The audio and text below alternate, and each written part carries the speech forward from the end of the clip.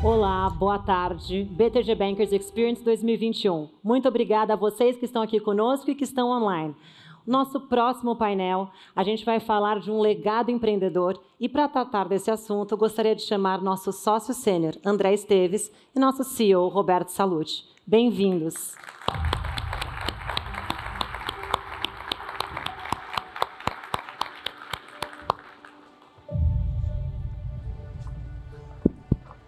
Boa tarde, uma honra estar com vocês aqui no BTG Bankers Experience. Mais feliz ainda de estarmos aqui, muitos de nós presencialmente. Felizmente estamos vendo, acho que, o fim desse pesadelo que foram esses últimos 18 meses. E queria agradecer vocês a confiança, parabenizar vocês pela resiliência, pela disciplina, pelo foco e pela performance fantástica que todos vocês têm tido. Acho que para nós realmente é um orgulho estar trabalhando nessa parceria com vocês. Então, hoje eu tenho um trabalho difícil, entrevistar meu amigo e sócio André Esteves. E vamos começar, Esteves. Apesar do tema ser legado empreendedor, acho que não dá para, com os mercados como estão hoje, deixar de começar por aí. E aí, o que você está achando desse mercado tranquilo de hoje? Bom, pelo menos ele não participou da batucada aqui antes, né? Estamos só na batucada depois. Bom, primeiro, boa tarde a todos. Como o Roberto disse, prazer estar aqui. Maravilhosa a parceria que a gente tem construído. Eu vi mais cedo que a Luísa Helena fez algumas considerações sobre parceria e o BTG. Então, acho que vocês todos podem contar com isso. Esse é o DNA da casa, é como a gente vê o mundo em sociedade. É assim que a gente nasceu, cresceu, chegamos até aqui e vamos continuar com muitas parcerias, né? Dentro de casa é assim e fora de casa, com vocês também é assim. Então, prazer estar aqui com vocês todos. Qual era a mesma pergunta, Roberto? Bom, a gente vive momentos bem agitados de mercado aqui nos últimos dias, né? Ontem a gente fez um evento, curiosamente, aqui, nesse mesmo auditório, que foi a entrega dos prêmios de melhores e maiores da revista Exame, né, que foi adquirida pela gente há um pouco mais de 2 anos atrás. E o ministro Paulo Guedes fez as considerações da noite. E os mercados eles estão, a meu ver, se acomodando em cima de ruído brasileiro, né? Eu acho que tem muito tema lá fora, a gente pode explorar aqui ao longo da entrevista, mas eu acho que os mercados eles estão sacudindo por razões brasileiras. E quais são elas? Basicamente, eu acho que ao longo desses últimos meses, por muita volatilidade institucional, acumulou um mau humor ou um badwill de mercado, investidores estrangeiros, mídia e tal, que tem tendido a amplificar as notícias ruins. Eu acho que temos uma notícia ruim, que é factual. Vamos fazer um Bolsa Família, ou qualquer que seja o nome, de R$ 400, ou com risco de ter uma pitada adicional de populismo. Eu não acho, veja bem, o Bolsa Família de R$ 400 necessariamente o final do mundo. Na verdade, desde a criação desse programa, que não foi nem nos governos do PT, né, que se apropriaram um pouco da narrativa, mas o criador dessa gênese de um programa de renda direta foi o ex-ministro da Educação, Paulo Renato, infelizmente falecido, no governo Fernando Henrique, que criou um programa de transferência de renda atrelado a desenvolvimento educacional.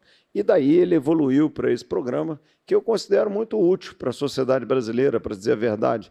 O melhor programa social é esse de renda direta no bolso daqueles menos privilegiados, né?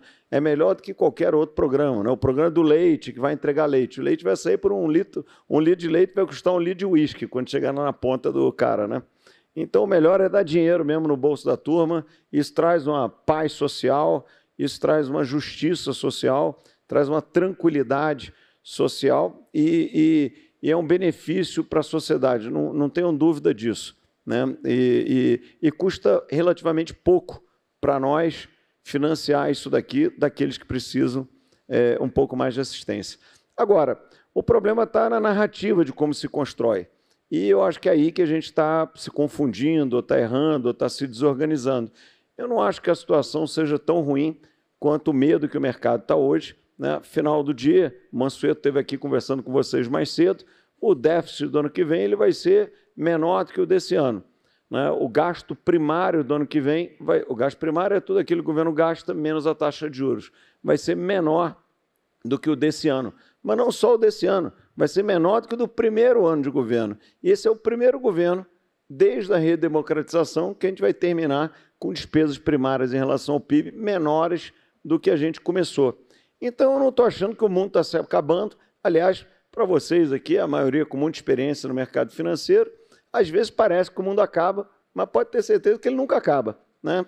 Então, o que eu acho que o mercado está fazendo é um novo equilíbrio de preços para essa nova realidade, com um pouquinho mais de mau humor. Então, estamos aí, talvez, do meio para o final desse ajuste, mas nós vamos ter novos patamares de preço, novos patamares de prêmio, precificando riscos de indisciplina fiscal mais à frente. Ou seja, devemos ter um pouco de volatilidade mais, até se confirmar esse cenário que é o nosso cenário base, que acho que foi o que o Mansueto traçou aqui para vocês antes, e mostrar que isso talvez seja uma acomodação para acomodar o cenário político, umas demandas sociais, mas que não compromete a trajetória de longo prazo fiscal, apesar de piorar um pouco no curto prazo. Agora, isso é parte do problema, né? Do problema não, dos temas que temos discutindo no mercado. A gente vive uma pressão de preços globais, a gente vem de políticas monetárias e fiscais muito estimulativas no mundo todo, a gente já vê a América Latina iniciando, né, a saída disso, o Brasil, acho que na frente, subindo os juros agressivamente, a gente viu o Chile semana passada. O que você está trabalhando aí de cenário, digamos, de Estados Unidos, de Europa, de Inglaterra, de inflação, taxa de juros, como isso afeta o Brasil e os mercados emergentes? Olha, é bom, Roberto, puxar esse assunto, porque eu sempre tenho uma preocupação maior com o cenário externo, porque ele a gente não controla, né? Essa deterioração brasileira, se vai ser 400, tem isso, tem aquilo, isso está dentro de casa, né? Somos nós com nós mesmos, né? A gente tem... E nós temos uma visão pragmática, né? Os políticos, eles não são bons nem maus, eles reagem aos estímulos políticos. Apenas isso.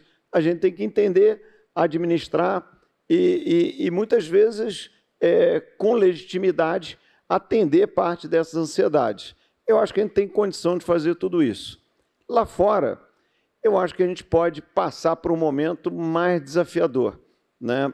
De novo, o Brasil aqui, a gente obviamente pode fazer bobagem o quanto se queira e irmos para o buraco por nós mesmos. Agora, a crise mais difícil é aquela que vem de fora, onde você não tem um controle, onde você tem que overreact não pelos seus erros, mas por outros. Me preocupa um pouco essa taxa de juros há uma década em zero e, infelizmente, tudo aquilo que a gente viveu da pandemia nos levou a esse ambiente de excessiva expansão monetária e fiscal, e eu acho que isso cria distorções, né? Eu olho, por exemplo, essa inflação global, né? Setembro foi o 4º mês seguido de inflação acima de 5 nos Estados Unidos. A inflação está perto de 6 na Alemanha, né? Tá acima de 5 na Inglaterra. Nesse contexto, até o Brasil, com 9%, está mais ou menos dentro do parâmetro normal.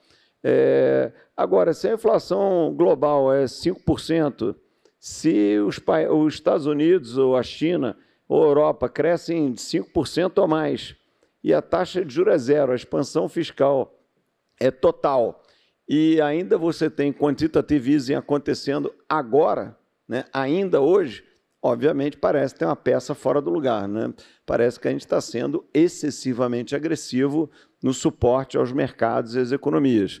Eu acho que a festa está chegando num ponto que todo mundo está dançando em cima da mesa, o pessoal já bebeu demais, está precisando chegar alguém, baixar um pouquinho a música, acender um pouquinho a luz, dar uma rodada de glicose, porque o pessoal está animado demais. Então, os bancos centrais não estão agindo e a festa está pegando fogo. Daqui a pouco alguém taca fogo no negócio, porque está animado demais. Então, eu estou um pouquinho preocupado. eu acho que está na hora de alguém com estrela no peito entrar um xerife nesse salão, que significa puxar um pouco a política monetária, segurar a política fiscal, parar com esse quantitative easing o mais rápido que puder, porque eu acho que requer uma disciplina. E por que disso, né? Vocês estão vendo aqui um disruption de cadeias produtivas globais. Vocês estão vendo uma coisa não necessariamente relacionada a isso, mas uma crise de energia também global. Falta carvão na Índia, falta carvão na China, falta gás natural na Europa, o petróleo é $86, isso porque a gente não chegou no inverno americano, que o estoque de gás natural nos Estados Unidos está muito, muito fino. Se tiver um inverno forte, aí a crise vai mudar de patamar na energética.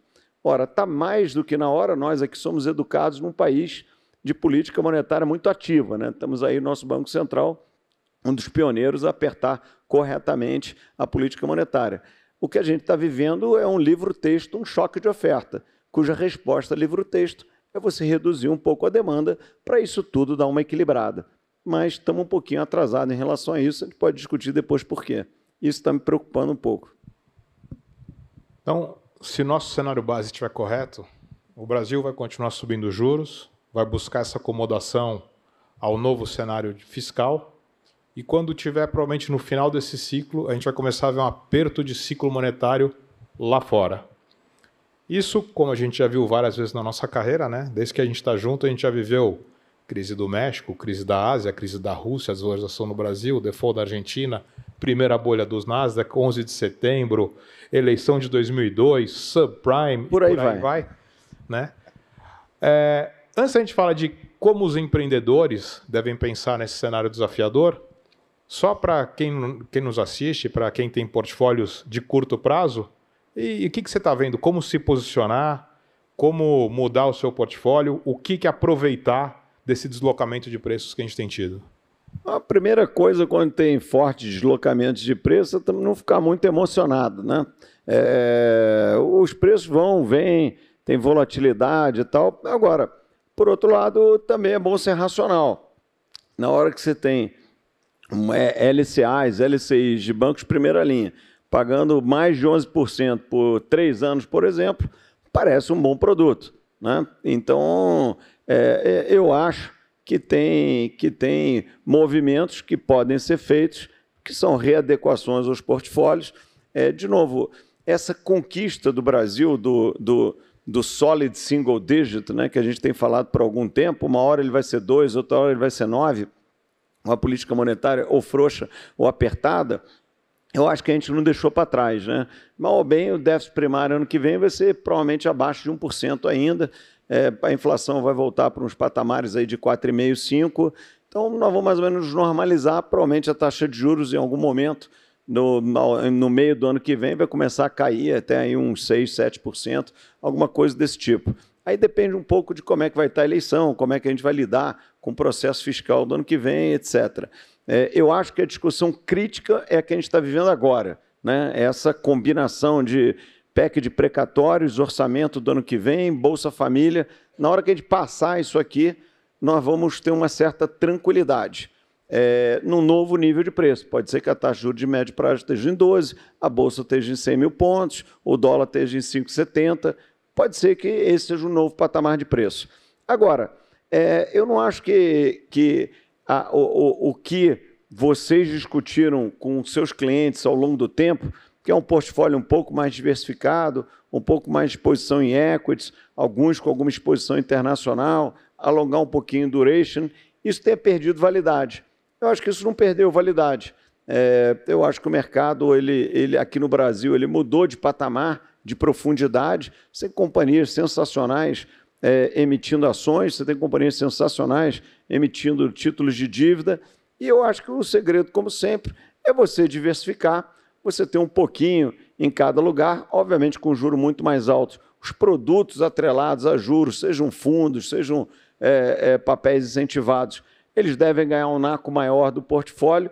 Agora, eu manteria a tese de diversificação, fazendo esse rebalanceamento, e a única coisa que eu acho que deve ser evitado, aumentou a volatilidade, você tem que tomar cuidado com a alavancagem, né? Então, acho que eu seria aqui muito cauteloso com a alavancagem, que é o perigoso em finanças, né? Quando você constrói um portfólio, o cara que quebra investindo em mercado é aquele que se endividou para fazer isso, ou seja, se alavancou para fazer isso. Então, acho que a recomendação aqui é um pouquinho menos de emoção, pouco ou nenhuma alavancagem e manter uma saudável diversificação, andando um pouquinho mais na direção de produtos que paguem juros, dado o tamanho dos juros que está aqui no Brasil e o que daqui a pouco vai acontecer lá fora, né? E, Esteves, todo mundo que está aqui com a gente no auditório resolveu seguir uma caminhada mais empreendedora, né? Estão com seus negócios, com seus desafios, decidiram realmente ter uma carreira onde tem os riscos, mas também tem os upsides, os benefícios.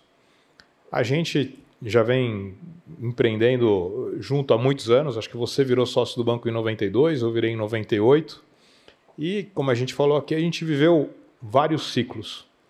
E acho que dá para a gente falar que cada crise que apareceu, a gente saiu melhor. A gente saiu mais forte, saiu com uma melhor posição de mercado, se não ganhamos mercado naquele momento, saímos pronto para ter crescimento e ganhar mercado logo em seguida. A gente vive novamente um cenário desses desafiadores aqui no curto prazo. O que você recomendaria aqui para a turma, que é o que a gente está adotando no banco? Bom, eu virei sócio em 93, na verdade, merecia ter virado em 92, mas virei em 93. Já você... Eu sei como é isso. Você teve um chefe mais generoso, você virou em 98 e merecia ali no ano que você mereceu. Parabéns, né? Apesar disso, nunca tive um bônus justo, né? Apesar do bom trabalho, né? Você sabe que lá no banco o sujeito ele vai crescendo e aí todo mundo quer ir para o comitê executivo, né? Recentemente o Flora foi. E aí, quando o cara chega lá no comitê executivo, é aquela conquista, aquela alegria. Aí a gente começa a dar a notícia real. Fala, aqui no comitê executivo, quando a gente tem que pagar bônus para a galera e o negócio está meio apertado, a gente reduz o nosso. Aí o cara, legal, vem para cá. Tal. A ação é isso aqui mesmo, que tem que dar uma ação para a turma. Tal. Legal. Tal. Quando termina o texto da explicação do que é o comitê, o cara quer ir embora, né? Do comitê, mas na verdade todo mundo fica. Então é isso aí. O Roberto já vem ganhando bônus injustos há muito tempo, mas está aí, de CEO do banco.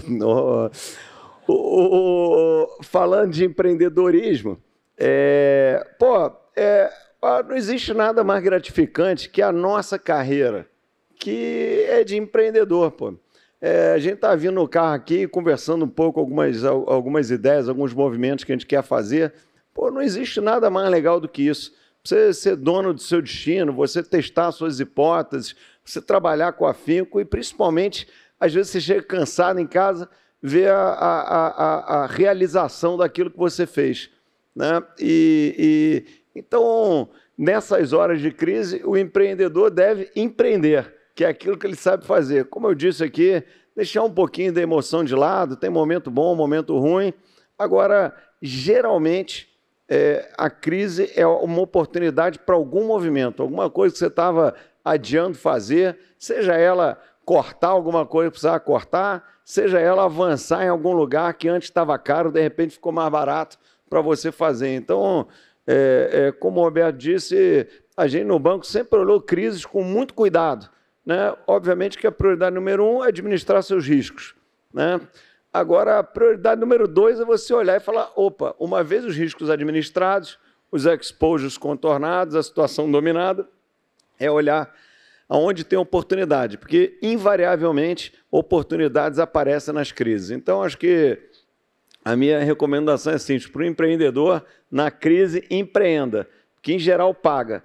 E outra coisa, a gente também tem um ditado interno que a gente gosta muito, as melhores decisões que a gente toma são aquelas que você não está com aquele 100% de certeza. Pelo contrário, quando começa todo mundo convencido do negócio, eu já penso assim, puta, cara, vamos fazer uma bobagem. Então, não tenha medo de alguma incerteza. O bom empreendedor, ele naturalmente erra. mas ele acerta mais do que erra, que é o que interessa no final do dia, né? A gente tem um ótimo track record de trade no banco, mas a gente acerta 2/3 dos movimentos no máximo. Ou seja, erra muito, né? De cada 3 vezes que você faz uma ideia que você está convencido, você erra uma. É muito erro. Mas saber lidar com erro também é uma qualidade e também é uma vantagem competitiva. Não tenham medo de errar, né? Errem do seu tamanho e aprendam com os erros. Ou, em outras palavras, errem erros novos. Erro antigo não é legal, né? Então, nesse ambiente, não tenham medo de empreender, administre seus exposures, não precisa ter muita emoção, muita comoção, momentos bons fazem parte, momentos ruins também. Qualquer empreendedor, a única certeza é que tem obstáculo, tem dificuldade, tem barreira a ser transposta. Então, não tenham muita aflição com isso daqui, né? O cenário, como eu disse aqui, às vezes o mundo parece que acaba, mas só parece, ele nunca acaba. Então, acho que é um pouco isso aí. E aquilo que a gente sempre fala no banco, né? Se empreender acaba sendo uma arte, né? Porque a gente falou, então não entra alavancado, se prepara para a crise. Durante a crise tem um momento que você não pode queimar a largada, mas tem que aproveitar a oportunidade. Aí você fala, bom, mas dá a receita. Não tem receita, né? É um misto de conhecimento acumulado, é um misto de você tentar fazer uma análise fria, de você sempre se botar numa situação que se você estiver errado, tudo bem, você pode absorver aquele erro. Acho que isso, se você perguntar ao longo da nossa história, acho que esse é sempre mais importante. E se nós estivermos errado? A gente vai estar. Tudo bem, pode ser uma linha de negócio ruim, você ficar chateado, mas não vai mudar a direção empresarial de onde nós estamos indo. Acho que isso é muito importante. Que a gente sempre diz, né, Sérgio? Acho que para vocês que estão construindo o time, formando equipe, no banco a gente tem 3 mantras que acho que deve ser muito similar ao de vocês, né? A gente fala que para o banco dar certo, a gente, tem que estar construindo um negócio muito especial, onde a gente está gerando muito valor para nossos clientes e parceiros. 2, a gente tem que se divertir todo dia, porque você tem que trabalhar com gente que você gosta, que você admira, porque a gente passa muito mais tempo trabalhando do que a gente passa em casa. Então, se você não trabalhar com quem você gosta, a gente brinca no banco que a gente tem o no asshole policy, né? Que não dá para você conviver com gente que não tem os mesmos valores, a mesma visão que você. E o terceiro, a gente tem que criar valor para os investidores e para os acionistas, porque isso é o que vai, no final das contas, é o que motiva a continuação dessa ciranda. E, Esteves, vamos falar um pouco aqui de empreendedorismo social. A gente viu aí na pandemia, acho que chegou a ser emocionante, né? Acho que a Luísa esteve aqui um pouco antes, ela liderou o movimento das vacinas pelo Brasil. Antes disso, ela tem o legado de mulheres do Brasil. E a gente viu na pandemia que o setor privado se mobilizou, acho que como nunca. Eu já não sei nem mais qual o número atualizado, mas, se eu não me engano, já estava acima de 8 bilhões de doações do setor privado para ajudar a sociedade, a saúde e as vacinas. O que você acha que fica de lição? O que a gente espera? Acho que ontem a gente teve um jantar com todos os vencedores do Melhores e Maiores. Foi um tema recorrente. Mudou a cabeça do empresário perante o empreendedorismo social, a filantropia? Você acha essa pandemia? Eu acho que sim. Eu fiquei muito satisfeito tanto com o que a gente fez, né? Isso é natural, porque se a gente fez é porque a gente queria e achava que era o certo, mas eu fiquei satisfeito com o que eu vi em volta. Eu acho que o setor privado brasileiro agiu com muita responsabilidade, com muita compaixão, com muito compromisso ao longo dessa pandemia, porque não é só doar dinheiro, né? Eu vi as pessoas doando mais do que isso, né? Doando seu tempo, doando trabalho, doando capacidade de execução, doando emoção, doando compaixão. E eu gostei muito da atuação nossa como sociedade, né? Quase toda grande empresa no Brasil, de alguma maneira, se mobilizou, né? No banco, a gente fez uma doação financeira importante, mas a coisa mais importante que eu achei foi a gente doar a nossa capacidade de execução, né? Ali, quando o pau estava comendo, a gente contratou 150 médicos para o HC. E o problema não é você chegar lá e botar 5 milhões de reais na conta do HC. O cara ia conseguir contratar os 150 médicos em 2023, quando a gente estivesse na Covid-23. Então, precisava de executar alguém lá e fazer acontecer aquele negócio, mais do que botar o dinheiro e virar as costas. Ou quando a gente mandou oxigênio para Manaus de jatinho, quando tinha gente precisando disso. Então, eu gostei muito do que foi feito e alguns parceiros aqui também participaram disso. E o setor privado brasileiro participou disso. Eu espero que... eu vejo um setor privado saudável. Na verdade, a sua primeira pergunta, né, de cenário, e lembrando da noite de ontem, que foi a nossa entrega de prêmios aqui nesse palco, dá muita alegria de ver o Brasil, que a Exame narra todo mês, né, o copo cheio do Brasil, o Brasil que funciona, esse Brasil S.A. sensacional, cheio de empresa de classe mundial, performando em qualquer cenário. Isso que me mantém um otimismo de longo prazo com o Brasil. É a qualidade do nosso setor privado, cada vez menos dependente do setor público e que continue assim, né? Nós todos aqui crescemos e nascemos no setor privado e precisamos de um Estado saudável, pequeno, que não tente empreender porque vai fazer besteira, apenas regule e faça as coisas funcionarem para a gente ir lá e contar a nossa história nos diversos setores. Então, acho que uma face desse Brasil arrumado, desse Brasil S.A. que dá certo, desse motivante copo meio cheio, eu acho que é a transformação filantrópica do Brasil. Então, eu acho sim que a pandemia foi um marco e eu estou vendo um grau de responsabilidade em toda grande companhia muito maior do que era 5, 10 anos atrás. E espero que assim continue e assim se desenvolva. E, recentemente, acho que a sua família anunciou a doação de 200 milhões de reais para o Intel, para o Instituto de Tecnologia e Liderança. Eu admiro muito o chairman do Instituto, que é o Roberto. Eu vou contar um segredo para vocês. Eu falei para o Esteves, estamos com esse projeto aqui, eu vou ter que gastar um tempo aqui, porque acho que é fundamental para o país, vou me dedicar a ele. Então, vou ter que trabalhar um pouco menos no banco para focar nisso. Não, fica tranquilo que é o banco, mas você segue trabalhando. Então, vai sair mais barato. Mas conta um pouco aí o que te motivou a fazer esse gesto, acho que serve de exemplo para muita gente, né? A gente viu já muita gente doando bolsas, muita gente falando com a gente de montar outros campi pelo Brasil. Então, fala um pouco o que te motivou e depois a gente pode explicar um pouco o projeto, talvez a gente, na parte de perguntas. Só uma curiosidade, por acaso, hoje o Rubens Ometo me ligou de manhã, eu me esqueci até de falar, dizendo que ele quer abrir uma faculdade igualzinha a nossa. Então, ele queria receber umas dicas igual a nossa faculdade. Falou, não tem problema nenhum, quanto mais melhor. A gente criou aqui, juntos, eu, Roberto, mais sócios do banco, essa faculdade voltada para a tecnologia, que chama Intel, que é Instituto de Tecnologia e Liderança. Ele nasceu do inconformismo nosso, né?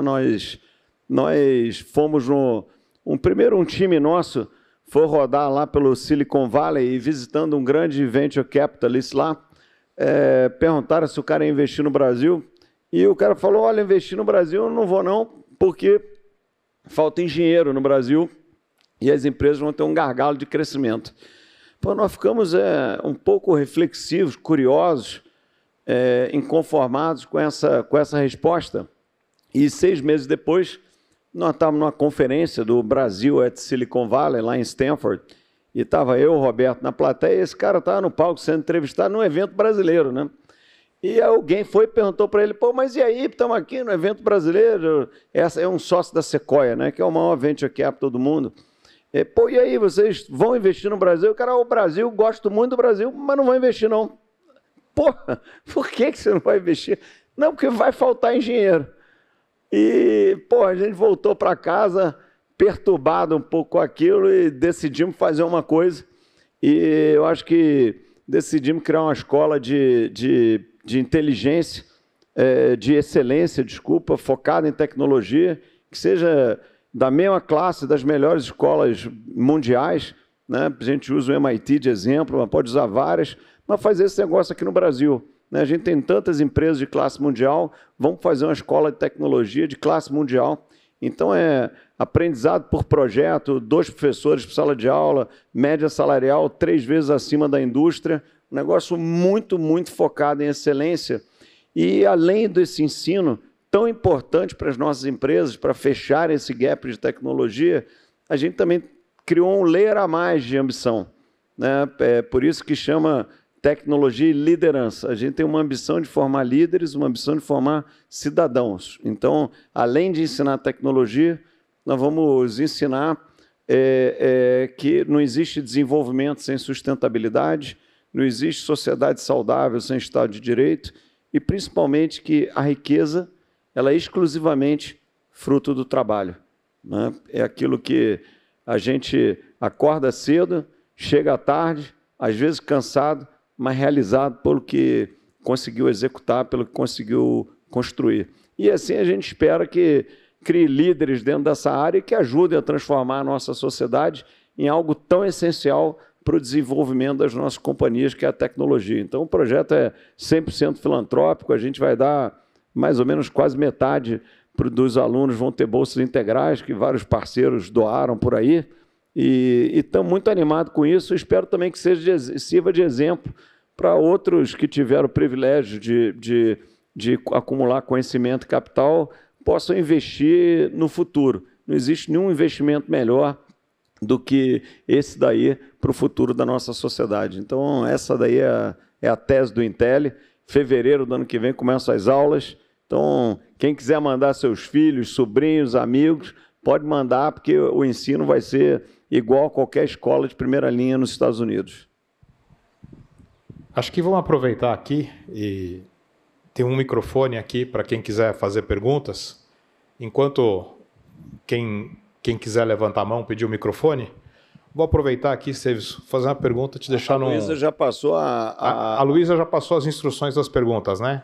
Que é direto, sem discurso, bem daquele jeito dela, bem não direto, né? Então, eu vou fazer uma pergunta que eu vou te deixar numa situação difícil. A gente sempre fala aqui que a gente erra muitas vezes e faz parte. Quais foram os maiores erros que você acha que a gente já cometeu? Qual foi o maior ou os maiores erros que a gente já cometeu para a gente passar para a turma, para eles aprenderem com um pouco da nossa experiência? Bom, primeiro, a gente pode ficar aqui até às 9 da noite, né, falando das bobagens que já fizemos. E, na verdade, toda segunda-feira de manhã eu chego no banco pensando, pô, tomara que a bobagem que eu faço essa semana seja pequena, porque alguma eu vou fazer. Então, faz parte, né? Só erra quem faz. Então, qualquer um de nós aqui, vocês estão na mesma categoria que a gente, vocês são fazedores. Então, como eu já disse antes, convivam com leveza com o erro. Aprendam com ele e errem do tamanho que vocês administrem. Agora, às vezes você faz bobagens que podem fugir do controle, né? Tipo quando a gente vendeu o banco para o UBS.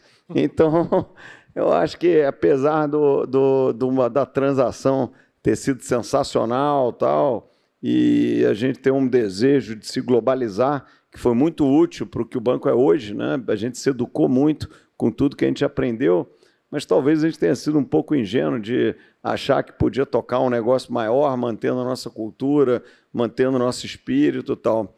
Então, talvez esse tenha sido o maior de bate-pronto aqui que a gente cometeu. Ainda bem que a gente teve o talento, a perseverança, a serenidade de corrigir o erro e buscamos a hora certa e resolvemos essa daí. Mas dessa bobagem a gente não vai fazer de novo. E, diga-se de passagem, aproveitamos uma crise global para resolver, né? Foi justamente quando nas crises aparecem as oportunidades. Mas vamos abrir para a pergunta. Tem alguma pergunta na plateia? Tem bem ali no meio. Só levantar a mão e... Se puder se apresentar, por favor. Vanessa Calfada, Blackbridge. Sou autônoma também.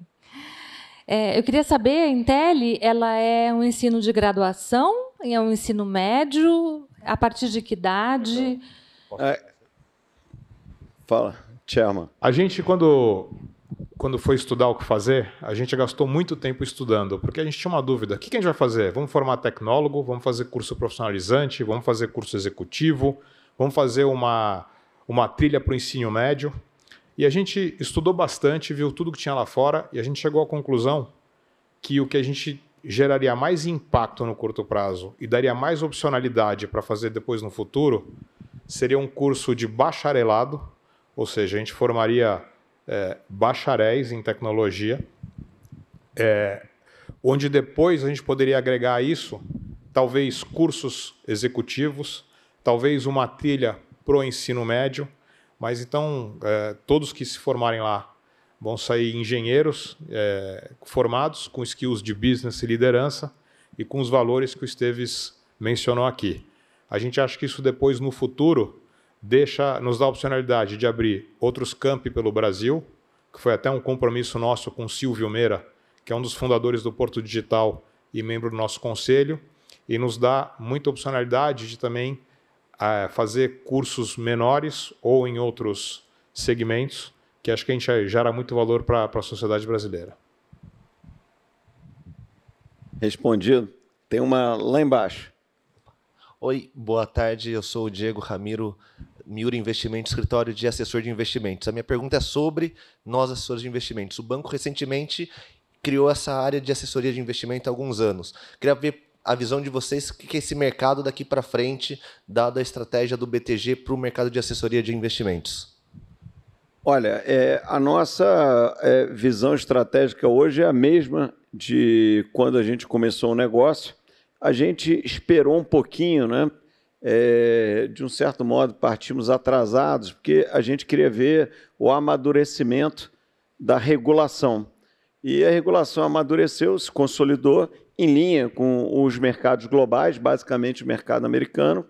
E quando a gente sentiu que o ambiente regulatório estava pronto, a gente, no nosso estilo, partiu para montar rapidamente o que eu considero hoje a rede de melhor qualidade aqui no Brasil, que são vocês. Né? A gente procura focar, não mudamos a nossa visão inicial, né, num top quartile de agentes autônomos de investimentos, ou seja, pessoas mais qualificadas, num grupo de clientes mais qualificado, que eu acho que é uma coisa mais fácil de administrar, do ponto de vista de educação, treinamento, compliance, etc., e potencializa o cross-sell com os produtos do banco. Não adianta nada a gente pegar aquele varejão tal que ele não vai adicionar muito valor, vai dar mais trabalho para administrar, dá mais erro operacional, dá mais problema de compliance. A turma do pastel com cerveja não é muito o nosso estilo. Então, a gente tende a ter uma rede que é um pouco menor, talvez, do que a maior existente, em quantidade, mas certamente vai ser muito melhor em qualidade. E é isso aqui que a gente está focado, vocês são um exemplo disso, nós vamos continuar crescendo, o mercado vai continuar crescendo, né? Eu acho que existe uma enorme atratividade na ideia do agente autônomo de investimento, é uma demanda natural, né? A gente olha como se desenvolveu o mercado americano, nós estamos indo exatamente naquela mesma direção. Acho que é uma oportunidade sensacional para vocês todos aqui nos assistindo, e uma ótima para a gente, que amplia a nossa oferta de produto de uma maneira mais leve, mais simples, mais aguerrida e mais qualificada do que as grandes redes de agência bancária. Então, nós estamos animadíssimos com o que a gente concebeu, com o que a gente está executando e com o que a gente está vendo no futuro de curto, médio e longo prazo. Aqui, vamos embora. Marcelo Vieira, da LV Consultoria. A gente está engatinhando ainda no Brasil com o mercado de capitais, comparado com os países do exterior. E a gente está vendo aí algumas mudanças significativas aí se desenhando no cenário fiscal do Brasil. É água no chope? Olha, o chope às vezes sempre pode ficar meio aguadinho, né? Mas não vai terminar a festa, não. Eu acho que, veja bem, a gente sofre diversas transformações ao mesmo tempo, né? Você citou o desenvolvimento do mercado de capitais brasileiro. Tem uma coisa que nada tem a ver com o Brasil, mas é uma evolução, uma transformação da natureza da intermediação financeira. Hoje, o pão com manteiga do financiamento corporativo se dá via mercado de capitais.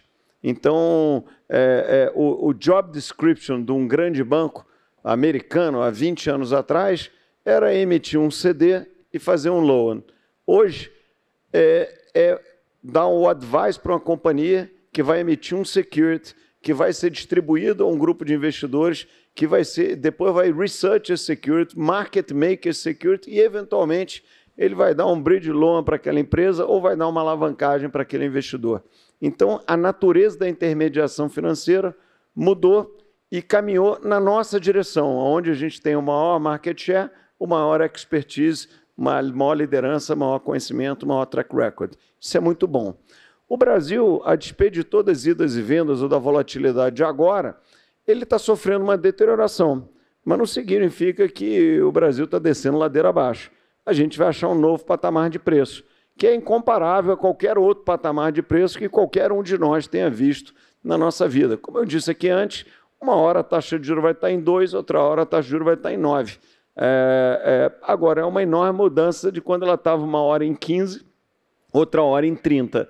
Esse mundo do 2 dígitos plus, eu acho que ele ficou para trás. O grau de bobagem que a gente precisa fazer é muito alto para a gente chegar lá. Eu acho que a gente está no grau de bobagem admitido no mundo relativamente novo. Que tem outras coisas estruturais que aconteceram, né? O fim dos subsídios excessivos do BNDES, coisas que foram sendo corrigidas ao longo do tempo, que melhoraram muito, né? O Brasil hoje não tem dívida externa. Na verdade, o Brasil é long dollars, né? A dívida externa é menor do que as reservas cambiais, ou seja, quando o dólar desvaloriza, a dívida pública cai. O BNDES não tem mais subsídio, ele empresta a níveis parecidos com o mercado de capitais, o que, obviamente, floresceu o mercado de capitais. A gente fez uma reforma super estruturante da Previdência, de mais de 1,2 trilhões, coisa que ninguém aqui imaginava que a gente ia fazer, e outros países tentaram com governos populares e não conseguiram, por exemplo, a França. Então, eu acho que a gente conseguiu andar para frente. Se você pensar nos últimos 5 anos, né, olhando ainda o governo de transição do presidente Temer, nós fizemos uma reforma trabalhista muito boa, nós fizemos uma reforma da Previdência sensacional, nós fizemos o que eu falei dessa revolução do BNDES com a criação da TLP, nós fizemos algumas reformas microeconômicas importantíssimas, a nova lei do gás, a lei do saneamento, que está promovendo uma enorme privatização de tudo que a municipalidade no Brasil vai vender seu saneamento. Nós fizemos inúmeras concessões, nós temos agora um Banco Central independente, nós mudamos o framework fiscal dos estados e municípios através da PEC emergencial no início do ano. Então, acho que a gente evoluiu bastante para o lado certo. Então, a gente está vendo volatilidade de preço, como vai ter também nos Estados Unidos daqui a pouco. Então, eu vejo como parte do jogo, não estou vendo nenhuma mudança estrutural que mude o rumo da nossa visão aqui de oportunidade.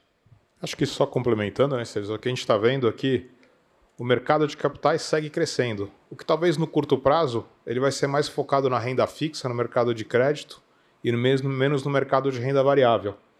Mas ele segue o caminho do mercado de capitais e dos investimentos saindo dos grandes bancos, onde você tem gerentes generalistas, e caminhando para plataformas como a de vocês, onde você tem um aconselhamento especializado, de conhecimento e personalizado. Acho que essas tendências são seculares. A gente acha que a gente está nos primeiros anos do que vai continuar por décadas. Então você tem o ciclo, onde talvez é mais renda variável, outra mais renda fixa, mais crédito, menos crédito, mas acho que essa tendência secular de busca por aconselhamento mais especializado, plataformas digitais para aumentar a oferta, a qualidade do serviço, vai seguir ano após ano. Só para corroborar o que o Roberto acabou de falar, muito provavelmente no quarto tri não vai ter nenhum IPO. Por outro lado, só o BTG, nós estamos fazendo a maior quantidade de ofertas, mas só o BTG vai fazer 42 emissões de DCM, né? Debt Capital Markets, que vocês vão distribuir. Debêntures de infraestrutura, debêntures simples, desde coisas com 3 anos de prazo a 20 anos de prazo. Então, só mudou um pouco o número do jogo, mas saiu da renda variável, que, por outro lado, no primeiro trimestre tivemos uma série de IPOs follow-ons, para um jogo mais de renda fixa. Como eu disse aqui, se você imaginasse que a gente ia coordenar 42 operações de dívida em um trimestre, E com toda essa volatilidade, elas vão sair porque o cliente, ao contrário, ele está querendo esse papel. Vocês todos estão sentindo aí que a turma está querendo. Ontem foi o recorde nosso da história de venda de LCA e LCI, lá no BTG, né? Por outro lado, nós não estamos recomendando nenhum cliente que está pronto para abrir o capital agora, porque a bolsa está oscilando, tem muita volatilidade. Então, o cara que quer vender tem medo de vender barato, o cara que quer comprar tem medo de comprar caro, não está na hora de fazer isso. Você segura um pouco e lá na frente você vai entregar esse produto. E vamos para o outro produto, que é o produto que a turma está realocando, que é os produtos de renda fixa, um pouquinho mais no curto prazo, ali numa LCA, numa LCI, num fundo mais ligado à taxa de juros, e no mais longo prazo, uma debênture de infraestrutura de uma boa empresa que ainda tem um spreadzinho de crédito. Então, só mudou o ciclo e cabe a nós, como bons assessores, explicar isso para os nossos clientes e mexer nos portfólios nessa direção, né? Acho que aqui o tempo está acabando, mas dá tempo para mais uma pergunta, né? Pergunta do online que eu queria fazer, aproveitando que a gente está ao vivo. Então, chegou aqui do chat online. Depois a gente pode pegar mais uma da Então, plateia. vamos ser justos, porque o senhor está esperando. Você faz a pergunta, ele faz a pergunta e a gente junta a resposta das duas, tá bom? Combinado. A do online é sobre Intel. Eles estão perguntando como é que vocês vão garantir que vocês vão conseguir manter os formados aqui no Brasil, ou pelo menos atrair e tentar mantê-los. Boa tarde, senhores. Aqui é o Jader, da Ibotirama. Recentemente, o BTG lançou a Mint e passou a ser o primeiro banco brasileiro a transacionar com cripto diretamente. Queria ouvir um pouco de vocês qual a estratégia do banco nesse mercado e a opinião de vocês sobre a ideia dos governos de criar suas próprias moedas digitais. Tá bom. Bom, sobre Intel, eu acho que a faculdade é brasileira, os professores serão brasileiros, os sponsors são brasileiros, e a gente espera que, no nosso treinamento de liderança, a gente ensine às pessoas o potencial do Brasil, o quanto a gente pode transformar o Brasil para melhor, e, de uma certa maneira, ajudar a amar o Brasil também faz parte do job description. Então, esses ingredientes todos, eu espero que os alunos bem formados, assim como nós, ajudem a empurrar o nosso querido país para frente. Então, acho que é essa a concepção, mas não vamos pedir nenhum compromisso de ninguém. Aqui no banco, nossa visão de mundo é liberdade. Então, as pessoas sigam seus rumos, mas eu espero que a vasta maioria fique aqui, ajudando a empurrar a sociedade para frente. E uma coisa muito importante para todo mundo ter na cabeça, né? A Venezuela virou Venezuela porque a elite abandonou o país. E a grande diferença para o Brasil é que nós estamos aqui, né? Então, e quando a gente fala isso, é tudo isso, né? É você tentar educar o mundo político, dar as melhores sugestões, é você ter grandes empresas pagando impostos, contratando e investindo aqui, você tem iniciativas filantrópicas que ajudem a levar a sociedade para um outro patamar. Tudo isso é não abandonar o país. Então, do nosso lado, nós vamos fazer o nosso papel e vamos inspirar outros a fazerem. E acho que eles vão fazer. Sobre a sua pergunta de cripto, que até nem apareceu no nosso bate-papo aqui, mas é uma favorita sua. Eu não estava querendo te botar na saia justa. O Roberto pergunta mais objetivamente, mas e aí o Bitcoin, é bom comprar nesses parcos $66 mil a unidade?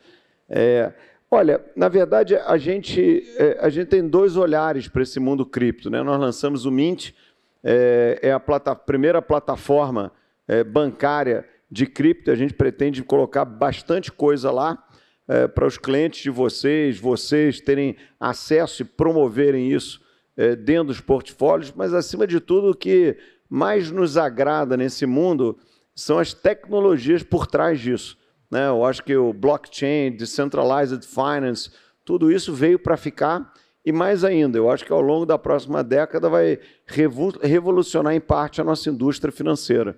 Então, acho que é algo que a gente acompanha, discute toda semana, estuda muito, e dentro da nossa estratégia vamos ter seguidos desenvolvimentos nessa direção. Sobre as moedas especificamente, a gente acredita muito nas moedas funcionais, ou seja, aquelas criptomoedas que foram criadas com um objetivo específico, remittance, outras coisas mais.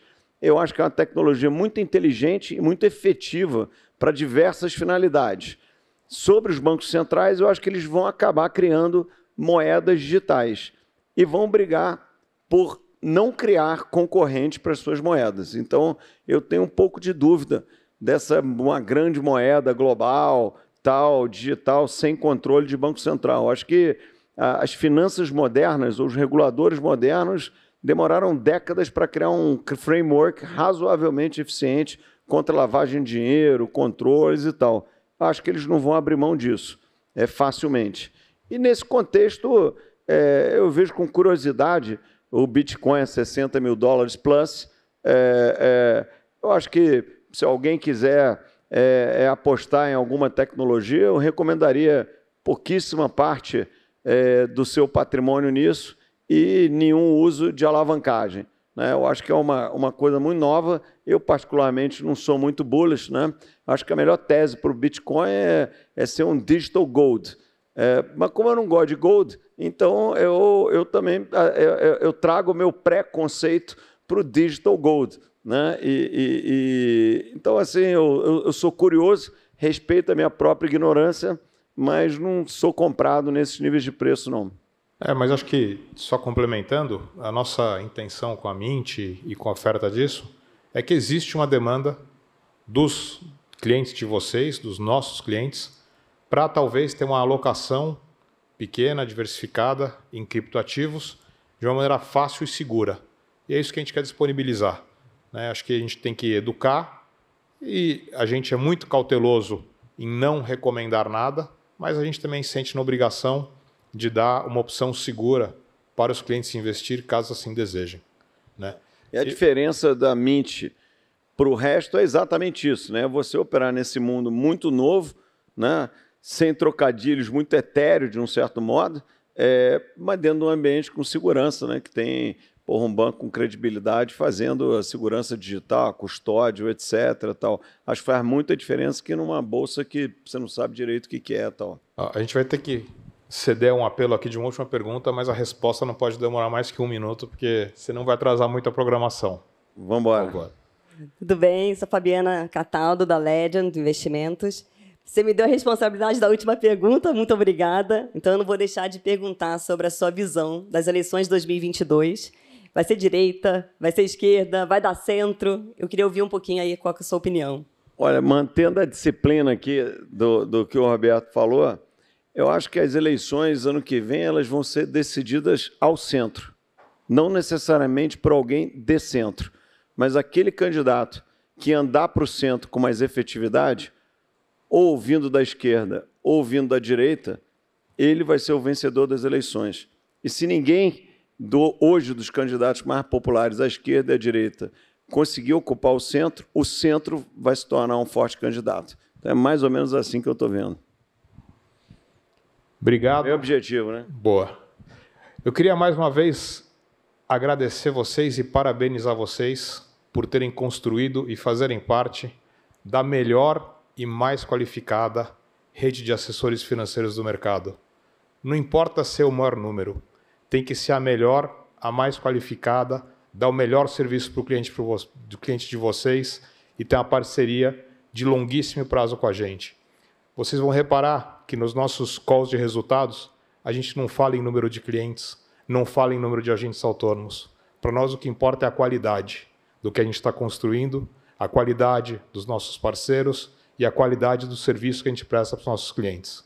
Então, por isso que eu queria agradecer a confiança de vocês, a parceria, parabenizar vocês pelo que vocês têm construído e desejar uma ótimo resto de conferência antes de passar a palavra aqui para o André. A gente não divulga essas quantidades porque tudo isso que o Roberto falou é verdade, mas a gente dá a soma de tudo isso, né? Que é o net new money, né? Que é bem maior do que a concorrência todo trimestre. Gente, parabéns aí pelo realizado. Prazer enorme de estar aí.